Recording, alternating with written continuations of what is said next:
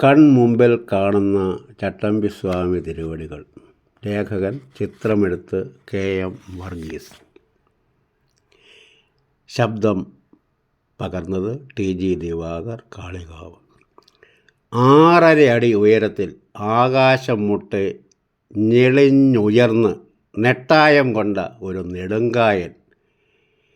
70ൻ്റെ പ്രായം കഴിഞ്ഞിട്ടും അദ്ദേഹത്തിൻ്റെ മുഖത്താവട്ടെ ജരയുടെ ഒരു ഛായ പോലും കാണുവാനുണ്ടായിരുന്നില്ല. നിറം നല്ല വെണ്മ കലർന്ന ഇളം ചുവപ്പ്. വിസ്തൃതമായ മൂർധാവിൽ അല്പമൊരു കഷണ്ടി മാത്രം തെളിയിച്ചുകൊണ്ട് ഉന്നത വിശാലമായ നെറ്റിയുടെ ഇരുപാർശ്വങ്ങളിലേക്കും പിന്നിലേക്കും അലസമായി നുരണ്ട് പാൽപ്പത പോലെ വെളുവെളുത്ത് തോൾ കവിഞ്ഞ് ചിതറിക്കിടക്കുന്ന ധവളസുന്ദരമായ വെൺചാമര മുടിയും അധരപുടത്തെ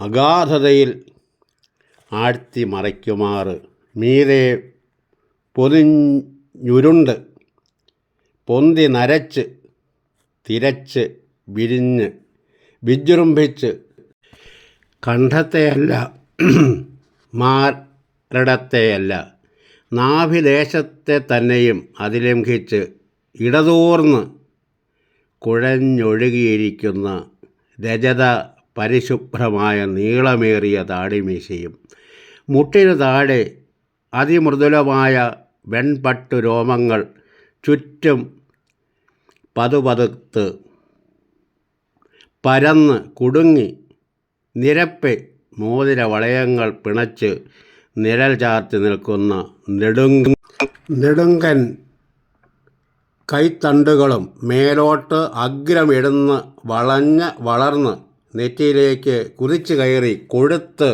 തെഴുത്ത് ഇടനരച്ച പുരികക്കൊടികളും ചുളി തീണ്ടാത്ത മൈക്കൺപോളകൾക്കുള്ളിൽ നശ്വരതയുടെ നേരെയുള്ള ഒരു മുക്താസ്ത്രം പോലെ വിരാഗതയുടെ ആഗ്നേയവും അതിശീതളവും അതികൃപാദ്രവുമായ സാർവഭൗമത്തോടുകൂടി അത്യുജ്വലമായി മിന്നിത്തിളങ്ങുന്ന നേത്രമണികളും വീതിയേറ്റ് വിരിവാർന്ന് തടിക്കോളത്ത് പരന്നു ഉരത്ത ഉരുക്കു നെഞ്ചും ഒക്കപ്പാടെ കൂടി അവാച്യമായ മഹത്തായ നിഗൂഢത ശക്തികൾ സംഭരിച്ചിട്ടുള്ള ഒരു ചൈതന്യ ഭണ്ഡാകാരമാണ് ആ അസാധാരണ പുരുഷൻ എന്നാർക്കും പ്രതീതി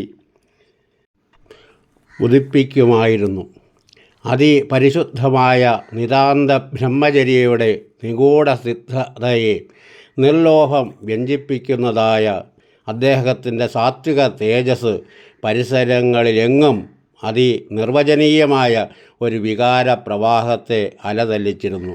ചരാചരങ്ങളൊന്നാകെ അദ്ദേഹത്തിൻ്റെ ഏത് ആജ്ഞകളെയും ശിരസ വഹിപ്പാൻ സന്നദ്ധരായിരിക്കുന്നുവെന്ന് തോന്നുമാറ് രാജയോഗ സംസിദ്ധമായ ഒരു ചിൽപ്രകാശം, ഒരു ചിന്മഹിമാവ് ആ അവധൂതൻ്റെ മുഖമണ്ഡപത്തിൽ പ്രഭാപ്രസരം ചെയ്യുന്നതായി എനിക്ക് കാണാമായിരുന്നു.